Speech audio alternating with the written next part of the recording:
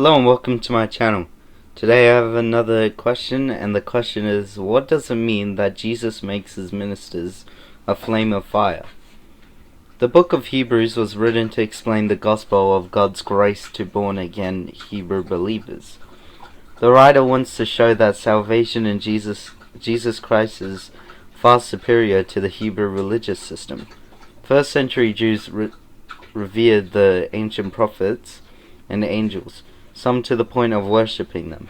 So the author of Hebrews begins by establishing the authority of Jesus Christ over the prophets and angels. Old Testament scripture was something Hebrew Christians would understand and appreciate.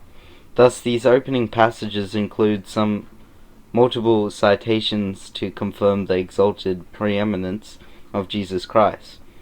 In Hebrews chapter 1 verse 6 to 7, Jesus is proved to be better than the angels. Angels are spiritual messengers who dispense information and revelation on God's behalf. They are highly significant beings, but play a subordinate, inferior role to the Son of God. And again, when he brings the firstborn into the world, he says, "Let all God's angels worship him." Of the angels, he says, he makes his angels winds and his ministers a flame of fire.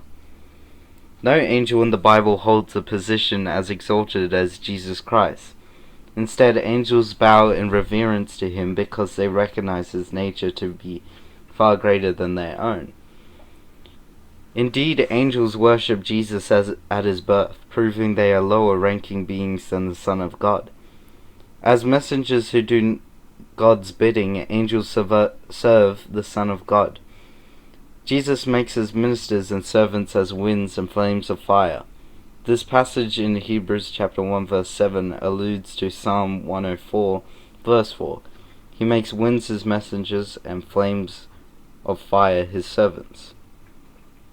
To the early Hebrew believers, Jesus makes his ministers a flame of fire was a straightforward declaration of the angels' subservient lesser position as agents of Jesus Christ. Angels were created by Jesus and for Jesus. They are spirits without bodies, but they can take on human form. In the original language, the word translated as winds conveys the basic meaning of spirits, indicating their swift and subtle nature. Flame of fire communicates fiery devotion and all-consuming fervor. Yet in the natural realm, the wind is invisible and ephemeral.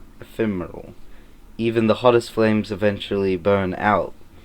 Like angels, these transitory, fleeting elements of nature cannot compare to the Son of God, who is substantial, majestic, and eternal. While Jesus ministered on earth, angels were always on call, ready to serve him. After the Lord was tempted in the wilderness, angels came and attended him. Just before his arrest, as Jesus prayed on the Mount of Olives, an angel from heaven appeared to him and strengthened him. In days of old, God sent his angels to shut the mouths of lions, guide believers in ministry, and deliver apostles from prison. Over and over throughout the ages, angels have performed the Lord's bidding.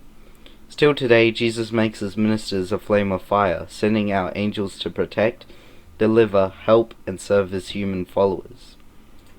Thank you for listening to this question, and I'll see you next time.